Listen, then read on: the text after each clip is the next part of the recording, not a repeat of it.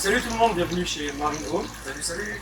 Merci Guillaume de m'accueillir ici. Avec plaisir. Je vais faire une petite vidéo avec Marine Home, Guillaume, ça va être rapide, sur les poissons pour les débutants, c'est l'occasion. Donc vous ferez des petites vidéos, des petits plans de chaque poisson qu'on parlera, avec le nom scientifique, le volume, tout ça conseillé, c'est un résumé dans chaque poisson présenté, pour être précis.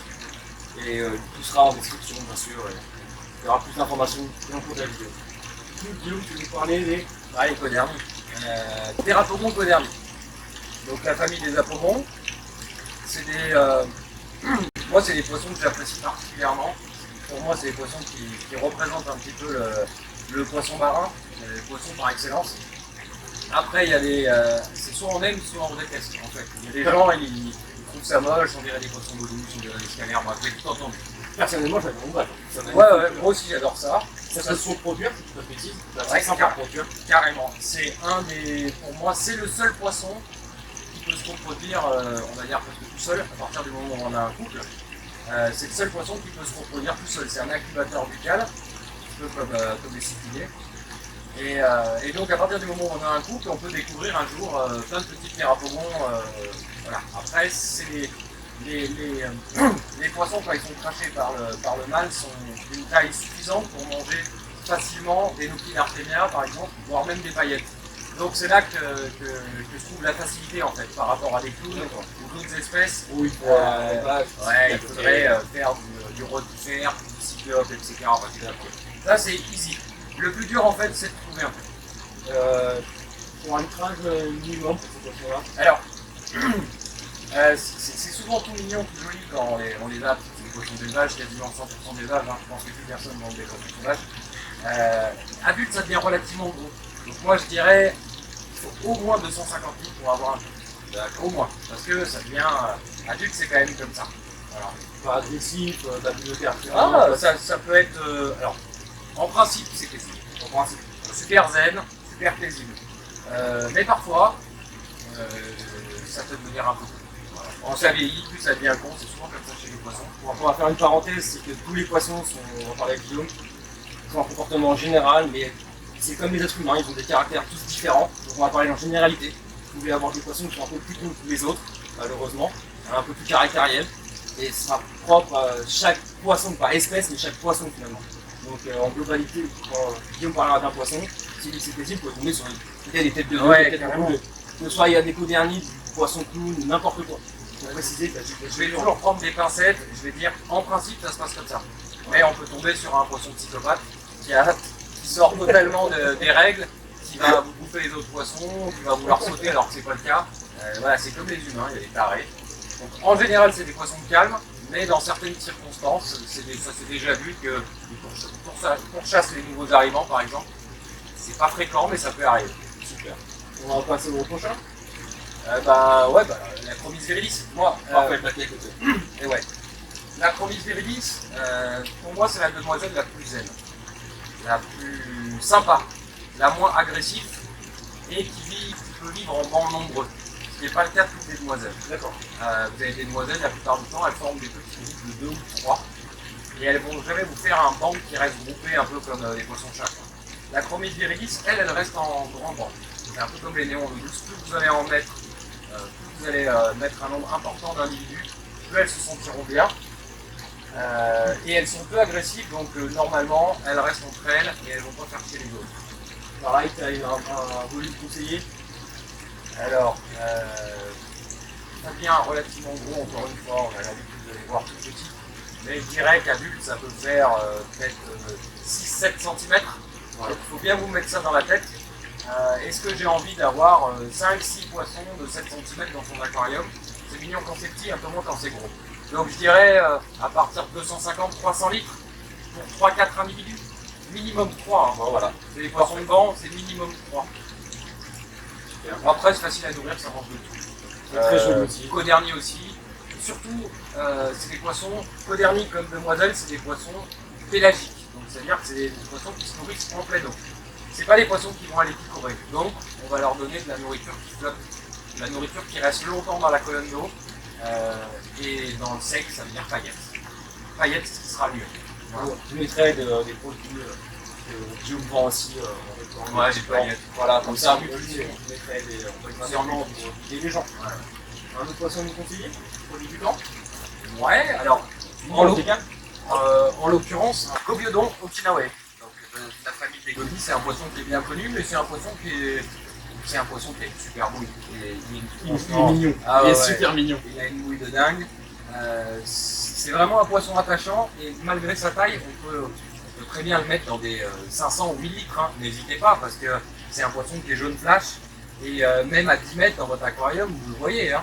Donc c'est pas parce que c'est un petit poisson que c'est réservé à des nanos.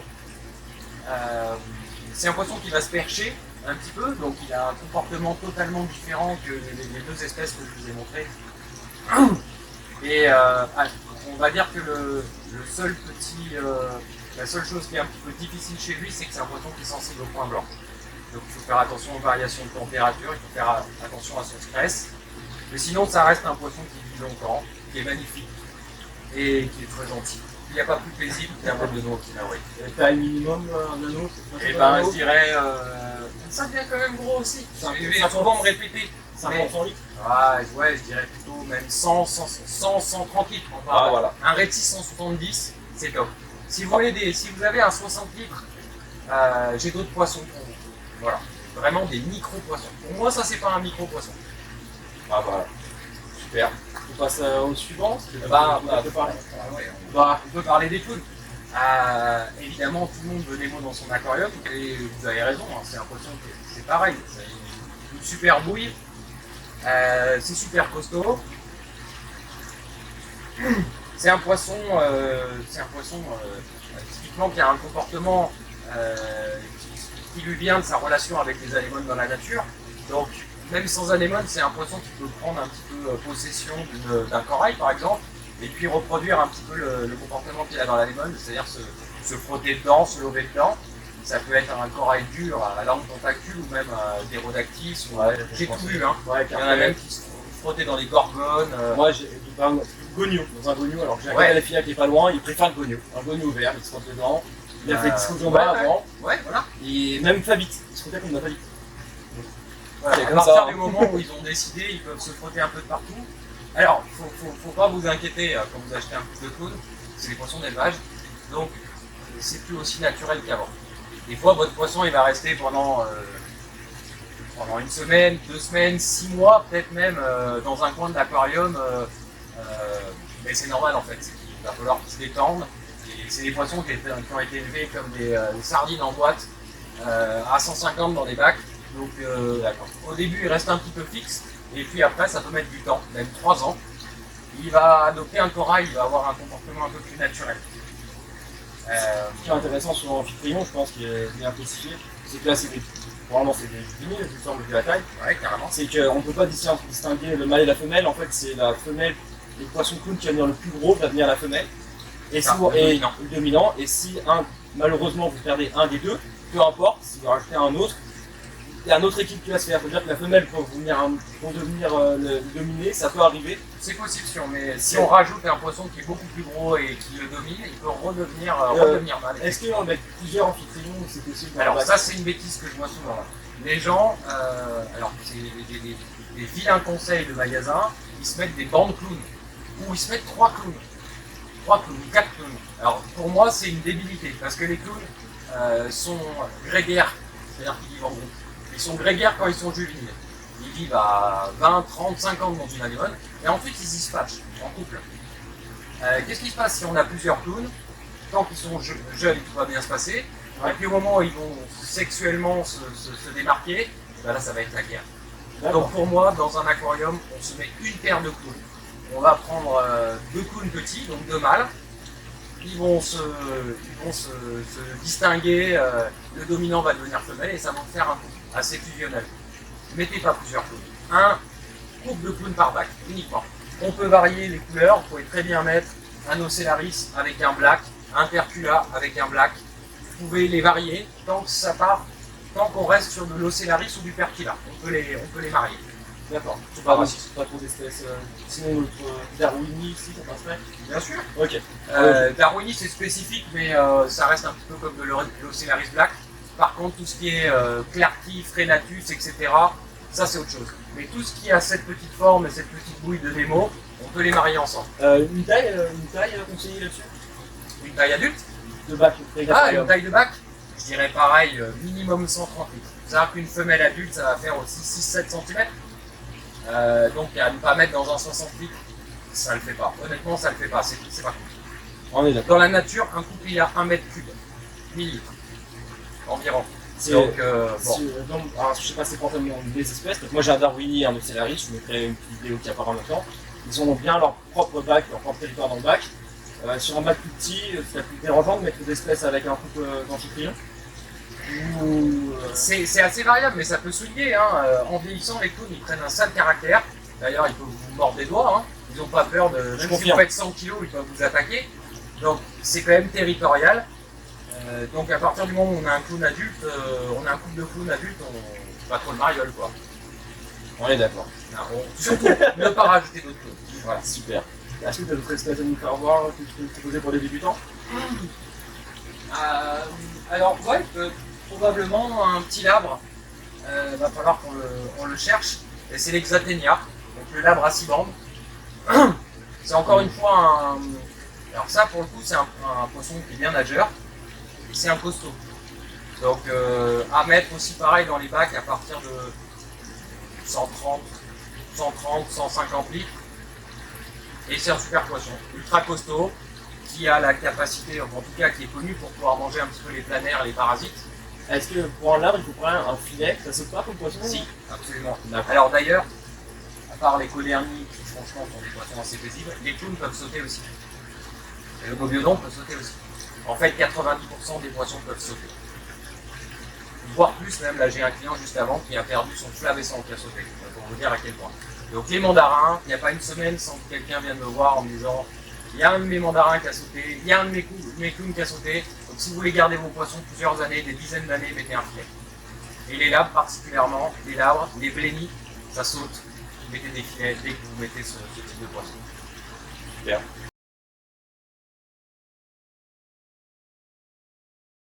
Je peux te poser une question, Guillaume, pendant que tu es là. Toi qui es professionnel, est-ce qu'il y a des poissons qu'on te demande souvent dans ton magasin en tant que débutant et que tu ne conseillerais pas forcément des poissons un peu type qu'on a pu voir à la télé, je pense forcément le Nemo, l'Hepatus, il y en a beaucoup. Il y en a beaucoup. En dehors de l'Hepatus, qui nécessite beaucoup de taille, mais qui n'est pas forcément très très pointu, il y a un poisson qu'on me demande souvent et que je déconseille la plupart du temps, même aux aquariophiles aguerris, c'est l'Acanthurus leucosternon. Chirurgien poudre bleue. Alors là, j'en ai un dans ce bac-là, on va le voir passer. J'ai donné peut-être un coup à manger. On va le voir passer. Ah, c'est un chirurgien qui est magnifique, hein, avec une très belle couleur bleue, des nageoires jaunes. Mais alors, il y a plusieurs problèmes avec ce poisson. Voilà. Vous voyez, mon niveau, je ne bouge pas trop. Donc voilà, ça c'est un poisson qui est magnifique. Par contre, c'est une vraie saleté. C'est une vraie saleté au niveau du comportement, et c'est une vraie saleté parce que c'est un aimant à maladie.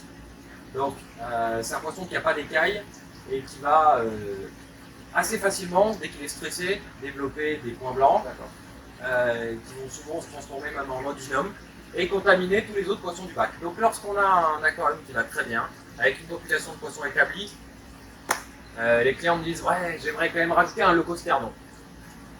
Honnêtement, je fais tout pour leur en dissuader, parce qu'il y a une chance sur deux pour que dans quelques semaines, le gars il vienne en disant c'est la merde, j'ai des points blancs, mon leucosternon, regarde, il est tout blanc, il a les yeux vitreux, mes poissons sont malades, j'en ai déjà perdu 2 ou 3.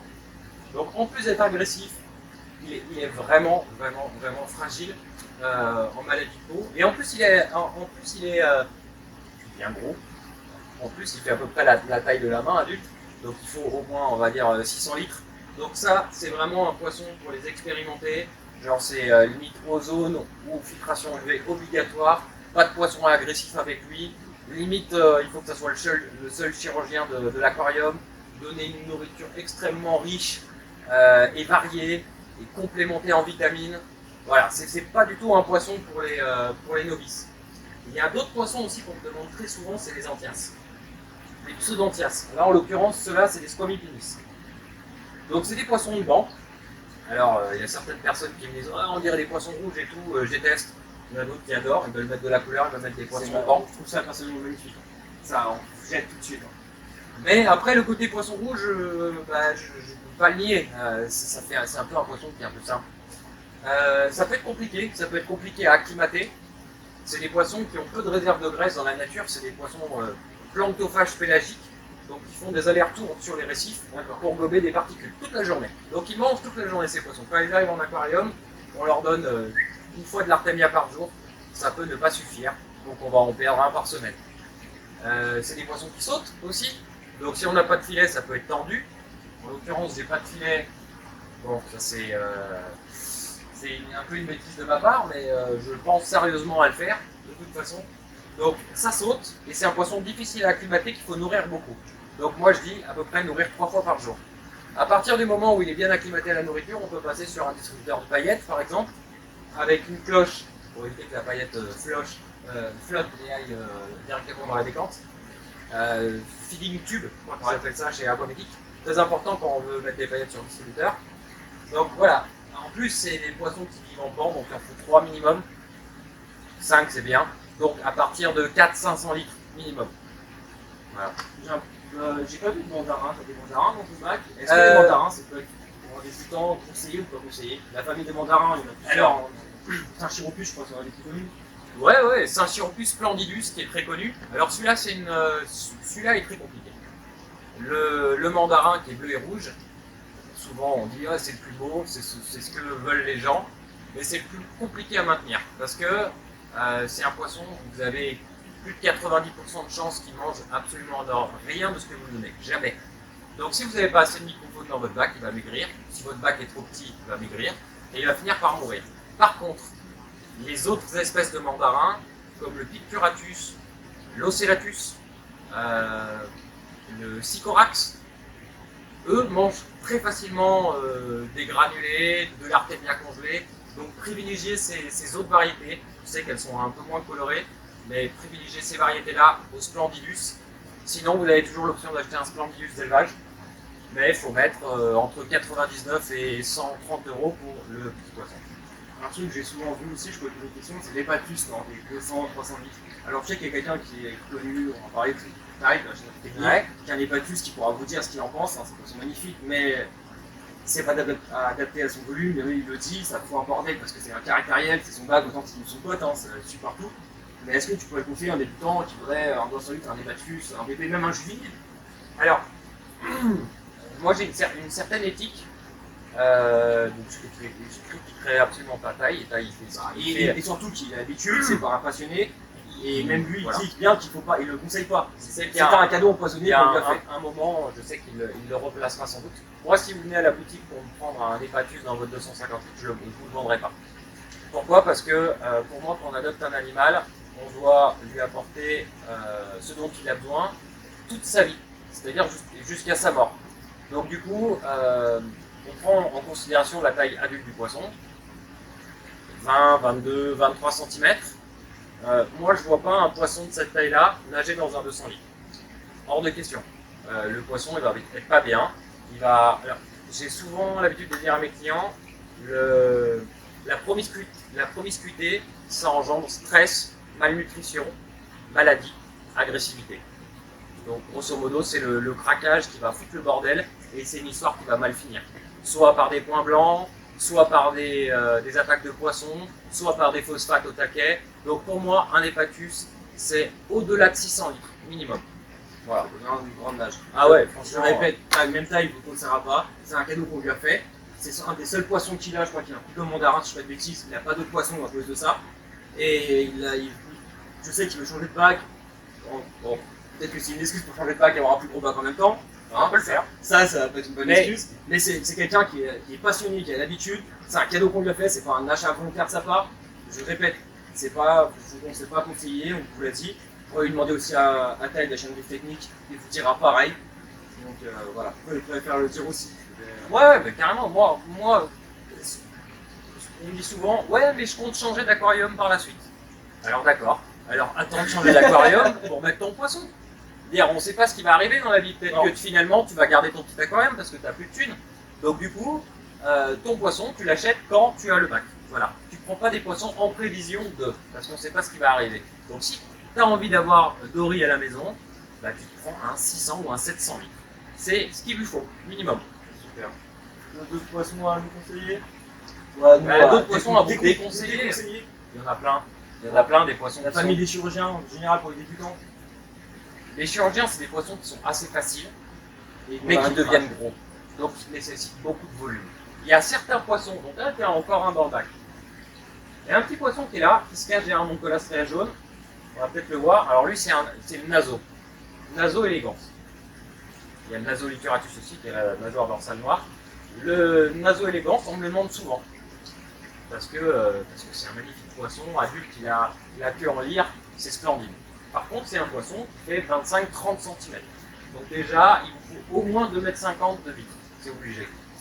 Et c'est un poisson qui est extrêmement difficile à acclimater, qui a des besoins d'algues énormes. Donc si vous avez les pierres qui sont lisses de chez lisse, un petit peu comme ici, laissez tomber. Si vous connaissez le vendeur, si vous voyez le poisson de vos yeux, mangez des granulés aux herbes ou des feuilles de nori, et vous avez un bac de 2,50 m, prenez-le, pourquoi pas. Sinon, votre poisson, vous pouvez l'acheter et il ne mangera jamais rien dans votre bac. Il va mourir au bout d'un mois. C'est très difficile à acclimater. La seule manière d'acclimater des poissons récalcitrants comme ça, en tout cas celui-ci, quand il ne veut pas manger, c'est d'avoir de la colère, à profusion. Donc du coup, c'est extrêmement difficile et c'est des poissons qui ne mangent pas naturellement la nourriture qu'on leur donne. Donc si vous n'avez pas de colère, il ne va rien manger et au bout d'un mois, il va mourir. Donc évitez. Super. Bon, on a fait le tour des principaux. Ouais, il y en a plein, mais on pourrait passer la journée. On va passer la journée. Je remercie Guillaume de m'avoir accueilli ici. On mettra des liens de chaque poisson. Tu as un site EPC, Ouais, tu carrément. fais de la commande. Il y a un site, vous pouvez venir aussi l'appeler, vous pouvez venir ici. Il n'est pas très loin de Lyon, si jamais, pour ceux qui le connaissent. N'hésitez pas, c'est un vendeur qui peut vous conseiller aussi. Je mettrai tout ça en description. Parce que je suis plus même un passionné qu'un vendeur, c'est-à-dire que, oui, que moi je vais vous dire honnêtement, non franchement achète pas ça. voilà, C'est le vendeur qui va vous dire franchement achète pas ça. Et je vais te dire achète pas ça c'est de la merde, ou achète pas ça c'est pas ça qui te convient. c'est pas adapté. Ouais, ou c'est pas adapté, mais franchement je vais pas vendre n'importe quoi juste pour faire de l'oseille. Hein. Moi c'est pas mon truc, et ça fait 10 ans que je fais ça, et en général les gens ils m'apprécient pour ça justement. Parce que j'ai instauré une sorte de confiance. Les clients, quand ils me disent à ton avis, je devrais acheter ça, un poisson à 300 balles, je suis pas là à me frotter les poches en disant vas-y mec, vas-y, ouais, nickel, t'as raison. Franchement, si le poisson il va mal finir, ou si le gars, je pense qu'il va pas le tenir, je vais lui dire cash. Donc, si tous les vendeurs étaient comme ça, je pense qu'il y aurait moins de cadavres de poissons. Et pour moi, c'est comme ça qu'on doit vendre des animaux. On n'est pas là pour se faire juste de l'oseille, c'est des êtres vivants. Donc, ils doivent être bien placés, bien traités. Je pense que c'est le plus important. C'est le plus important. Franchement, c'est le plus important. Je mettrai de toute façon tous les liens en description. J'essaierai de mettre aussi chaque poisson que tu as, des liens directement, avec le résumé en description pour ce qu'on a parlé. N'hésitez pas à aller faire un tour sur son site internet. J'ai un site internet, donc marinome.fr. Et après, j'ai aussi une chaîne YouTube où je fais du contenu très spécifique, très pointu. Donc je ne vais pas faire de gros blabla, mais je vais essayer parce que je commence juste. Je vais essayer de travailler espèce par espèce. Voilà, développer la présentation de tel poisson, Un peu comme on a fait aujourd'hui, en un peu plus complet. Donc, si vous apprenez quelques petites choses sur cette chaîne, j'en serais content. C'est pour ça que je l'ai fait. Alors je mettrai ta chaîne YouTube en description qui apparaîtra même le Facebook entre nous. Je vous laisse aller le follow, l'encourager, aller liker, s'abonner à sa chaîne et puis visiter sa page et sa chaîne YouTube et tout ça. Sur ce, je vous fais des bisous, très restaurés et à la prochaine.